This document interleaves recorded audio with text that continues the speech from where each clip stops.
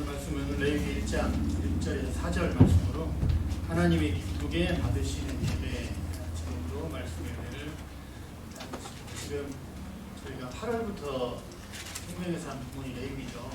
두 달째 지금 레위기를 하고 있는데 수요일에 설교까지 또 레위기로 여러분에게 도움을 드려서 정말 죄송합니다. 네. 긍정인지 부정인지 잘 모르겠어요.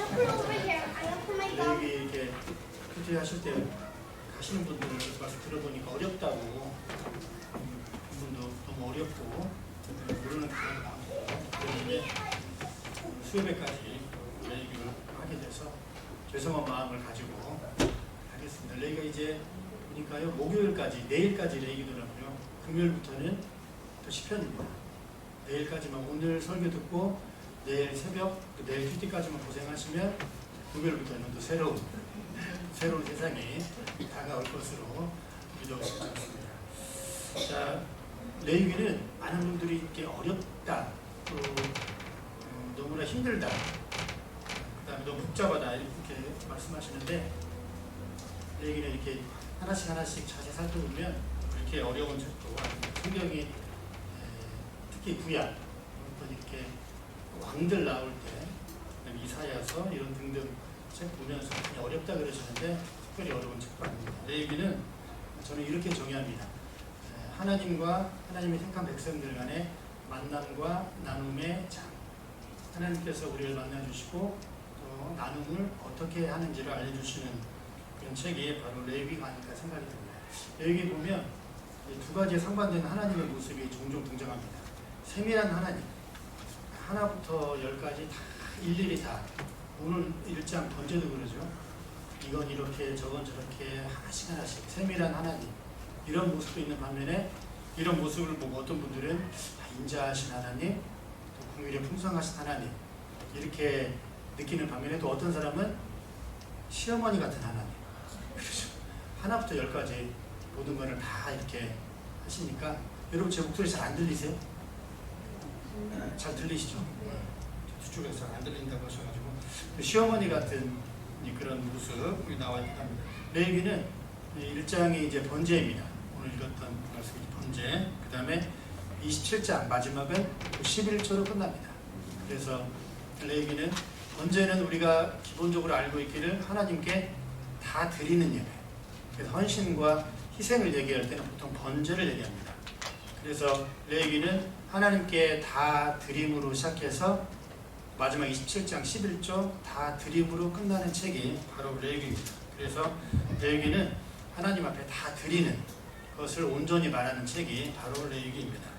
또 우리가 오늘 1장에서 4절까지 짤막하게 볼 말씀 번제는 지난번 새벽 예배 시간에 잠깐 말씀드렸는데 자원제사입니다.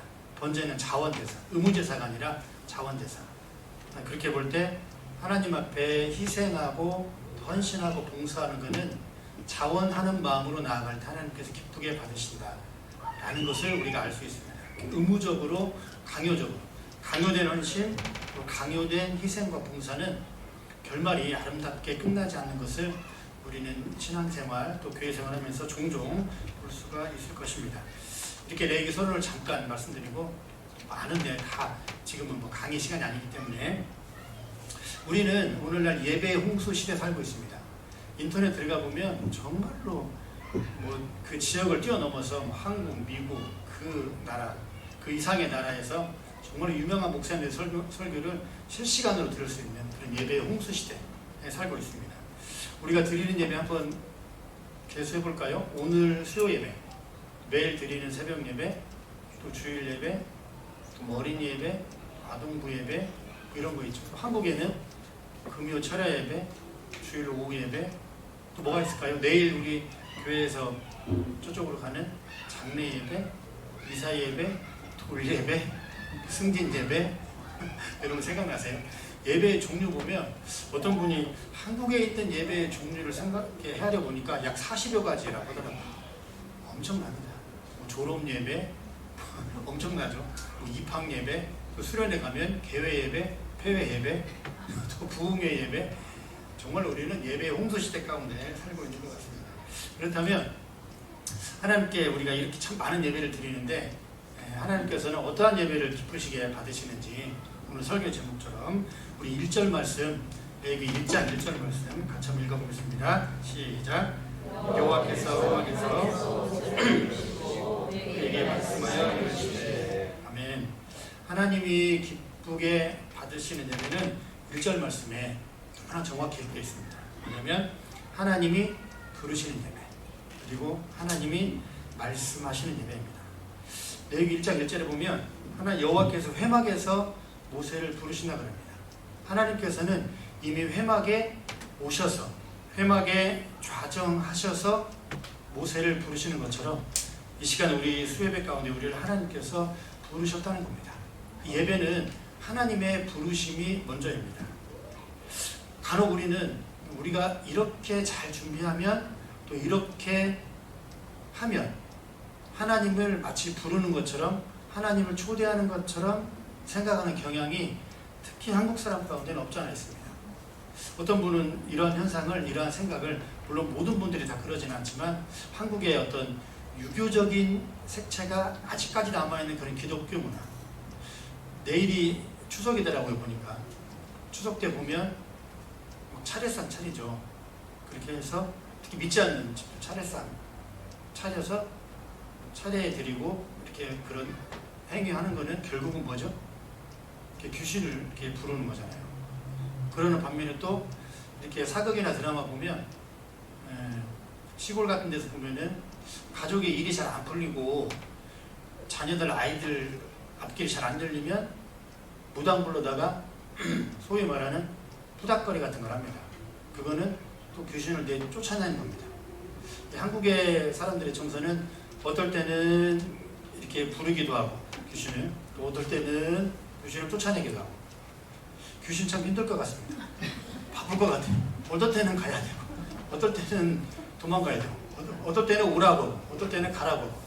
이런 생각이, 이런 의식이 특히나 한국 사람들은 무의식 중에 유교적인 색채가 아직까지 남아있는 그런 기독교 어떤 신앙의 스타일이 많기 때문에 우리도 이렇게 하면, 많은 사람들이 모이면, 이것보다 더 많이 모이면 또 예배 준비를 완벽하게 하고 또 각종 다양한 전자악기를 통한 좀 경쾌한 찬양, 그 다음에 싱어들의 감미로운 목소리, 또 악기 연주자들의 정말로 화려한 테크닉, 그러한 기교, 그 다음에 대표 기도자의 어떤 전문적인 또 화려한 미사용으로 동원한 그러한 기도문, 그 다음에 화음이 잘 삽으로 어우러진 그런 성가대의 아름다운 찬양, 이런 것들이 갖추어졌을 때 하나님이 예배를 기쁘게 받으신다, 이렇게 생각하는 경향이 없지 않아 있습니다. 저도 신앙생활을 막 시작할 때는 사람이 조금 오면 괜히 분위기가 이상하고 괜히 하나님이 예배를 안 받으실 것 같고, 근데 사람이 꽉 차면 굉장히 들뜨고 기분이 좋고 기쁘고 그러한 감정이 있었던 것 같습니다. 그러나 그렇지 않습니다. 물론 이런 것도 중요합니다. 예배를 깔끔하게, 예배를 차질 없이 잘 드리는 것도, 매끄럽게 드리는 것도, 또 찬양을 아름답게 준비하는 것도 중요하지만, 그러나 이러한 것들이 예배의 중심과 본질이 될 수는 없는 것입니다. 오늘 방금 읽었던 1절 말씀처럼 예배의 본질은 먼저는 하나님의 부르심입니다. 그 다음에 하나님의 말씀하심입니다. 왜 이게 중요하냐면, 여러분, 하나님의 부르심 없이 하나님께 번제로 나아갔던 사울왕, 사무엘상 13장에 사울왕은 블레셋과의 전쟁에서 제사장을 기다리지 못하고 왕의 신분을 이용해서 하나님 앞에 번제로 나아갔습니다. 그럴 때 하나님께서 사울왕의 번제를 받으셨습니까? 안 받으셨습니다. 하나님은 사울을 부르신 게 아니라 제사장 사무엘을 불렀던 것입니다. 하나님이 부르지 않았는데 사울왕은 자신의 스스로의 착각, 스스로의 판단으로 왕인 내가 이렇게 준비해서 예배로 나아가면 하나님께서 기쁘게 받으실 것이다 라고 착각했던 것입니다. 하나님이 부르지 않았는데 사울왕은 나아갔던 것입니다. 부르심이 없는 번제를 사울왕은 드렸던 것입니다. 여기서부터 사울왕은 하나님과의 관계가 고장나기 시작했던 것입니다. 또한 하나님의 말씀하심이 없는 그런 두 인물의 대조를 잘 보여주는 데가 역시나 사무엘상 1장과 2장입니다. 사무엘상 1장과 2장에서는 기도의 사람 사무엘의 어머니였던 한나가 하나님 앞에 정말로 기도합니다. 그 한나가 하나님 앞에 가지고 나갔던 기도의 제목은 아이를 임신하는 거였죠. 아이를 달라고 한나는 매일 아침이고 저녁이고 하나님께 기도합니다. 그럴 때 하나님께서는 한나의 기도를 들으시고 말씀하셨습니다. 레위기 1장 1절처럼 하나님께서 말씀하셨습니다. 한나에게. 그러나 그때 당시 제사장이었던 사람은 여러분들이 잘 아는 엘리였습니다. 엘리 제사장은 하나님의 뜻을 분별하지 못했습니다. 하나님께서는 한나에게는 말씀하셨지만 제사장 엘리에게는 말씀하지 않으셨던 것입니다. 심지어 엘리의 두 아들들에게도 하나님께서는 전혀 말씀하지 않으셨습니다. 이처럼 예배는 하나님의 부르심이 먼저입니다. 내가 와서 하나님을 부르고 초청하는 게 아닙니다. 이미 하나님은 이 수요 예배 가운데 오셔서 우리를 부르셨다는 것입니다. 여러분 이 사실을 믿으시기 바랍니다. 하나님께서는 그렇게 우리를 부르신 하나님은 우리를 말씀하신다는 겁니다. 자칫 우리도 사울 왕처럼 하나님의 부르심이 없는데 자기 스스로의 판단과 생각으로 예배로 나아갈 수가 있다는 겁니다. 또한 자칫 하나님의 말씀하심이 없는데 그런 엘리 제사장처럼 그렇게 마치 하나님의 뜻이냐 자기 생각을 하나님의 뜻으로 포장해서 살아갈 수 있는 그런 위험성이 굉장히 많다는 겁니다. 하나님이 기쁘시게 받으시는 제사는 금방 1절 말씀 읽었던 것처럼 하나님이 부르시고 하나님이 말씀하시는 예배입니다. 여러분들이 드리는 이 수요 예배와 매주일 드리는 주일 예배, 또 새벽 예배가 하나님이 부르시고 또 하나님이 말씀하시는 그러한 예배가 되기를 주님의 이름으로 진심으로 축원합니다. 또 두 번째로 살펴보면 두 번째로 하나님께서 기쁘시게 받으시는 예배는 2절입니다. 2절도 다 같이 한번 읽어보겠습니다. 2절 말씀 시작. 이스라엘 자손에게 말하여 너희 중에 누구든지 여호와께 예물을 드리려면 가축 중에서 선하양으로 예물을 드리시라. 아멘. 2절에 보면 하나님께서 번제로 나아갈 때 예배로 나아갈 때 예물에 대해서 말합니다. 특히 1장에 보면 하나님께 드린다, 하나님께 드릴지라 라는 표현이 참 많이 나옵니다. 2절에 드리려거든 드릴지니라, 3절에 또 9절에 또 10절에 또 13절, 14절, 17절 총 7번이 나옵니다. 17절 가운데 총 7번이 하나님께 드리려거든 이렇게 말합니다. 어떤 학자는 예배에 대해서 이렇게 정의하기도 합니다. 우리는 믿는 대상을 예배하고 예배하는 대상을 믿는다라고 말합니다. 맞는 말입니다. 다시 한번 말씀드리면 우리가 믿는 대상을 예배하고 예배하는 대상을 우리는 믿는다라고 합니다. 기본적으로 예배는 하나님의 부르심과 하나님의 말씀하심 앞에 나의 몸과 마음을 드리는 믿음의 행위입니다. 기본적으로 하나님 앞에 예배한다는 것은 믿음의 행위, 하나님의 부르심과 하나님의 말씀 앞에 드리는 믿음의 행위입니다. 그렇다면 하나님께서 드리는 것에 대해서 또 다른 어떤 사람들은 이렇게 얘기합니다. 11조 안 해도 된다. 여러분 들어보셨죠?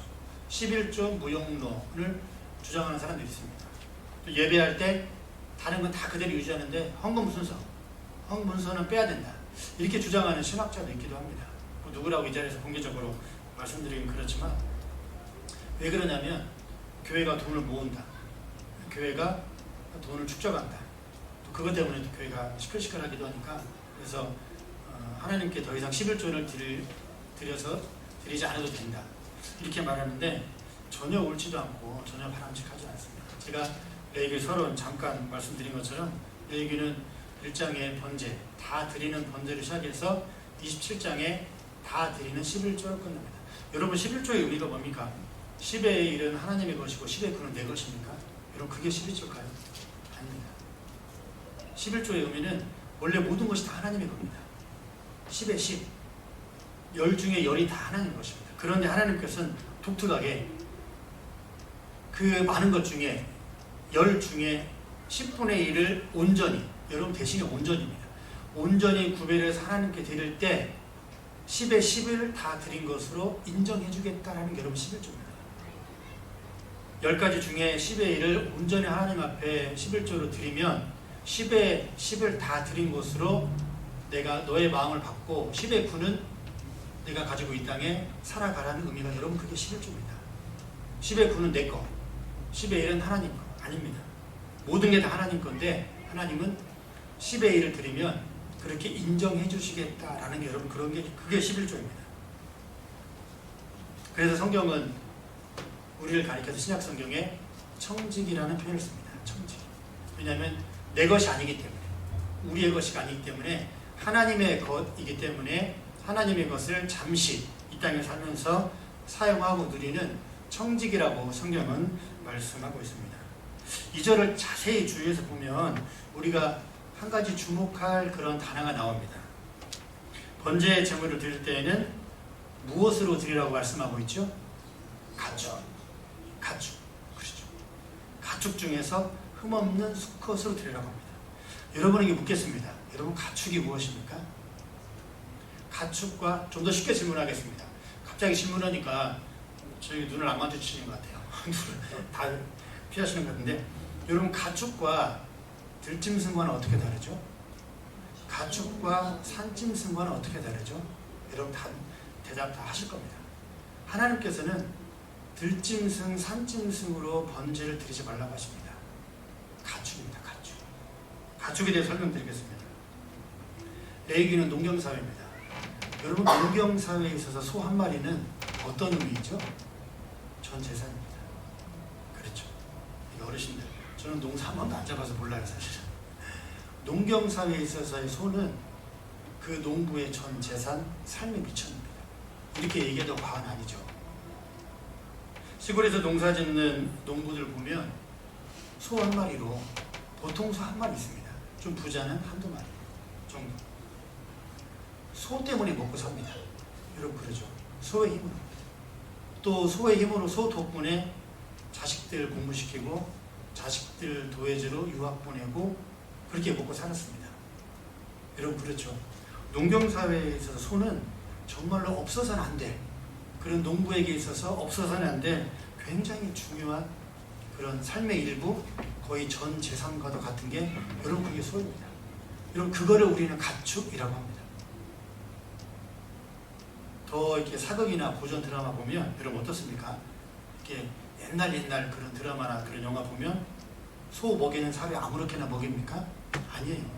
얼마나 지극정성으로 영양제 이것저것 타서 저는 언젠가 그런 드라마 보면 먹고 싶더라고요. 소요. 얼마나 맛있나. 정말로 맛있는 거 영양제 많이 타서 소한테 먹입니다. 또 소가 잠자는 거 신경 써야죠. 또 소가 병에 걸릴까봐, 또 추울까봐, 또 소가 감기 걸릴까봐. 여러분 소가 아프면 농부는 잠 못 잡니다. 그러죠. 전전긍긍해요. 밤새 소 지킵니다. 소가 어떻게 될까봐. 이처럼 소는 농경사회에 있어서 농부들에게 있어서는 정말로 불가분의 관계, 서로 뗄 수 없는 여러분 그런 관계가 바로 소입니다. 여러분 가축은 이런 게 가축입니다. 그래서 하나님께서 왜 가축으로 번제물을 드리라 하셨는지, 그냥 산에 돌아다니는 저 뒷산에 돌아다니는 그냥 들짐승 하나 잡아서 그러죠? 잡아서 그냥 대충 물에 태워서 드리라고 하지 않고, 또 산짐승, 들짐승 이런 것들 잡아 드리라고 하지 않고 가축 중에서, 하나님께서는 가축 중에서 번제물로 드리라고 말씀하십니다. 그렇다면 금방 읽었던 2절 말씀처럼 레위기 시대에 내 삶에 정말로 중요한 한 부분을 차지했던 그런 가축을 드리는 것이 오늘날에는 어떠한 의미로 다가올까요? 여러분 지금 우리 하와이 농사 안 짓잖아요. 지금 여러분 소 없죠? 소 우리 없습니다. 아무도. 저도 없고 여러분도. 레위기 1장 2절에 가축으로 하나님 앞에 드리라는 것을 지금 2019년 9월 11일 오늘을 살아가는 우리에게는 어떤 의미로 다가올까요? 저는 설교를 준비하면서 또 옛날 한국에 사역했던 어떤 교회 어느 한 집사님이 생각났습니다.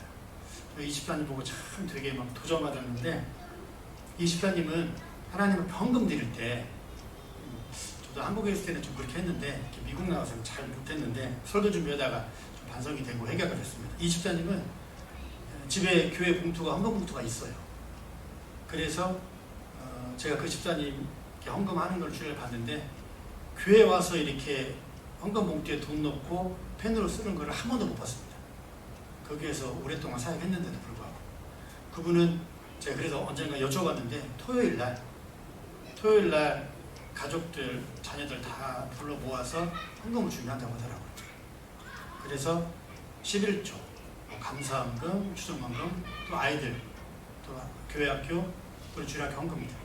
그리고 그 자리에서 정자로 봉투에다가 기도 제목을 다 일일이 쓴다고 합니다. 그리고 그 헌금 봉투를 붙잡고 온 가족이 기도한다고 합니다.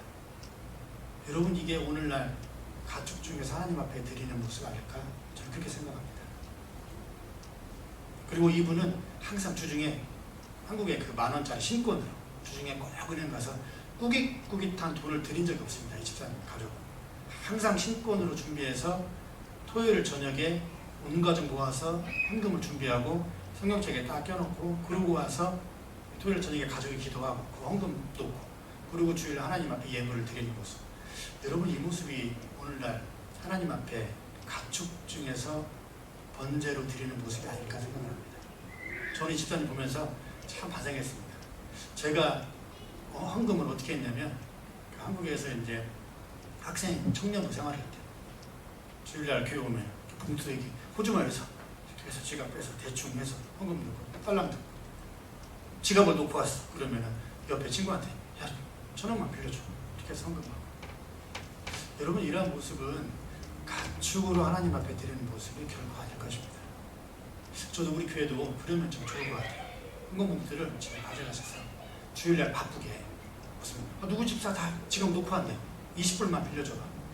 이러지 말고, 예? 물론 다 그러시겠지만 봉투 주중에 금요일 저녁이나 토요일 저녁에 하나님 앞에 다 기도하고 드릴 예물 미리 딱 넣고 그 다음에 봉투에다가 기도 제목 쓰고 이러한 모습이 어쩌면 오늘 레위기 1장 2절에서 말하는 가축, 자기 삶의 일부분이에요.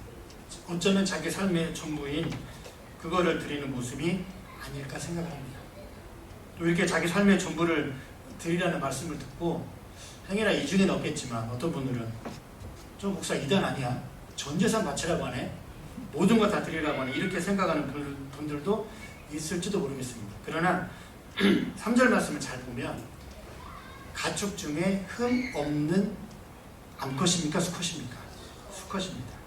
왜 하나님은 암컷으로 드리라고 말씀하지 않으셨을까요? 만약에 암소를 다 드렸다면 어떻게 될까요? 그럼 소는 전멸됩니다. 소 없죠. 무슨 말인지 아시겠죠? 이처럼 하나님은 정말로 세밀한 분입니다. 우리의 하나님의 백성의 선택된 백성의 일거수일투족 삶의 모든 형편을 다 아시기 때문에 하나님께서는 암소로 드리지 말고 숫소로 드리라고 한 것입니다. 암소는 번식해야 되니까 또 소를 낳아야 되니까 정말 놀라운 하나님 은혜입니다. 이처럼 레위기는 결코 어려운 게 아닙니다.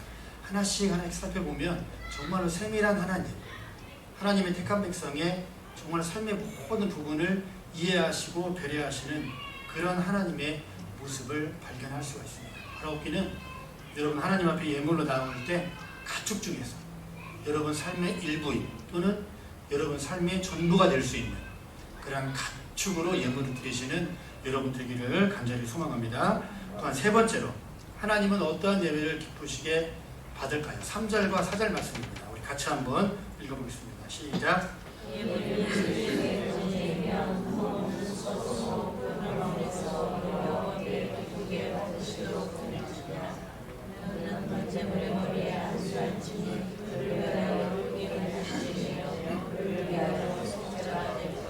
아멘.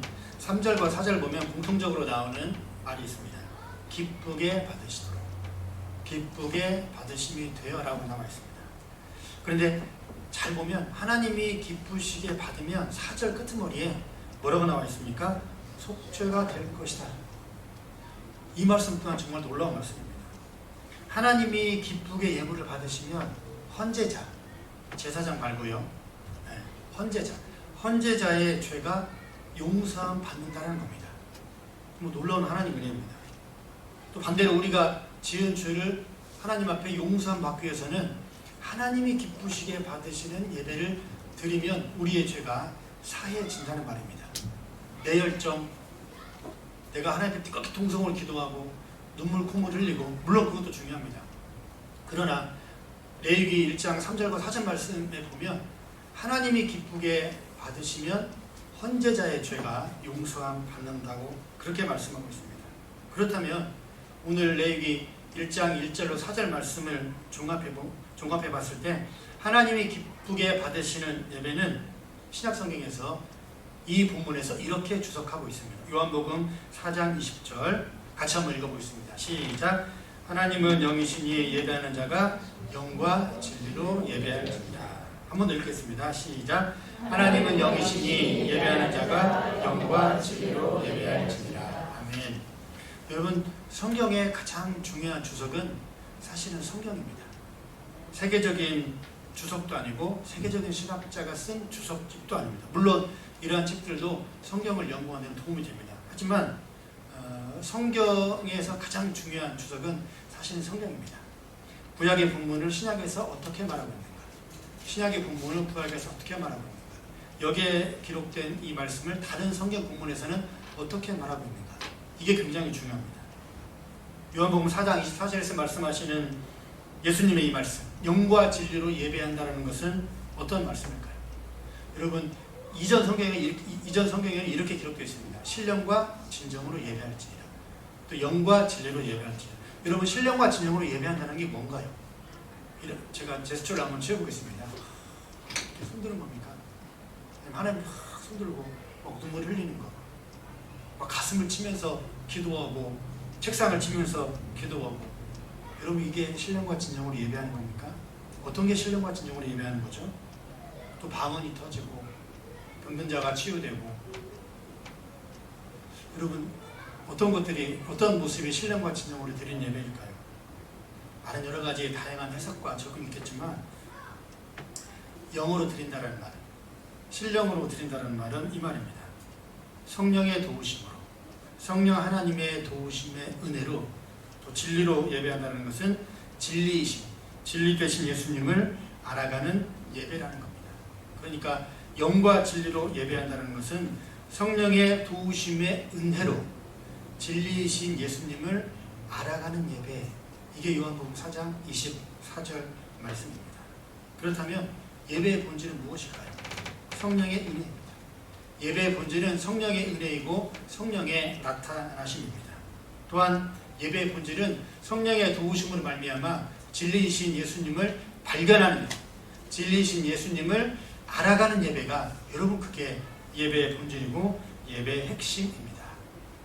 영과 진리로 드리는 예배를 통해서 하나님의 택한 백성, 성도는 누군가를 판단하고 정죄했던 것을 돌이켜 회개합니다. 왜냐하면 성령의 도우심이 있기 때문에, 그리고 진리이신 예수님을 알아가는 예배였기 때문에 성도는 누군가를 판단하고 정죄했던 것을 돌이켜 회개합니다. 또 영과 진리로 드리는 예배를 통해 성도는 교회를 함부로 판단하지 않고 또한 교회 리더십에 순종하고 하게 됩니다. 또한 영과 진리로 드리는 예배를 통해서 성도는 하나님을 소리 높여 찬양하고 또 하나님의 은혜의 깊은 바다로 노져갈 줄 알게 되어 있습니다. 또한 영과 진리로 예배하는 그런 예배를 통해서 교회 리더들은 더 겸손하게, 더 기도하는 마음으로 교회를 이끌어가고 인간적인 모습으로 자기의 사적인 욕심을 챙기는 그러한 이끌어가는 모습을 하지 않는 것입니다. 또한 성도는 서로 사랑하게 되고 예수님 십자가를 바라보며 또 성령 안에서 서로 하나가 됩니다. 하나님이 기쁘게 받으시는 예배를 통해서, 하나님이 기쁘게 받으시는 예배란 영과 진리, 성령의 도우심으로 진리 되신 예수님을 알아가는 예배라는 사실은 이 시간에 꼭 우리 모두가 기억하면 참 좋겠습니다. 영과 진리로 이렇게 예배할 때 우리는 나의 허물과 죄를 바라보게 됩니다. 그리고 회개하게 됩니다. 그렇기 때문에 레위기 1장 3절과 4절 말씀에 하나님이 기쁘게 받으시는 예배를 통해서 헌제자의 죄가 용서받는다는 것입니다. 예배는 반드시 성령의 나타나심과 성령의 도우심의 은혜가 있어야 됩니다. 이게 예배의 본질이고 이것이 예배의 핵심입니다. 전자악기들, 많은 부대 시설들, 많은 여러 가지 것들, 물론 그러한 것도 할 수만 있으면 갖춰야 되지만, 그러나 예배의 본질이 희미해지면서 예배의 본질을 놓치면서 그러한 부대시설에 주목하는 것은 하나님이 결코 기쁘게 받으시는 예배가 아니라는 것입니다. 또한 영과 진리로 드리는 예배를 통해 단순히 예물만 하나님 앞에 헌금했다는 것에 그치지 않고, 이러한 성도는 자신의 몸과 마음과 뜻을 다하여서 하나님 앞에 희생하고 봉사하고 헌신합니다. 또한 이러한 성도는 하나님 앞에 드리는 시간을 좀 결코 아까워하지 않습니다. 주중에 교회에 나와서 봉사를 요구할 때 시간 뺏긴다? 라고 생각하지 않습니다.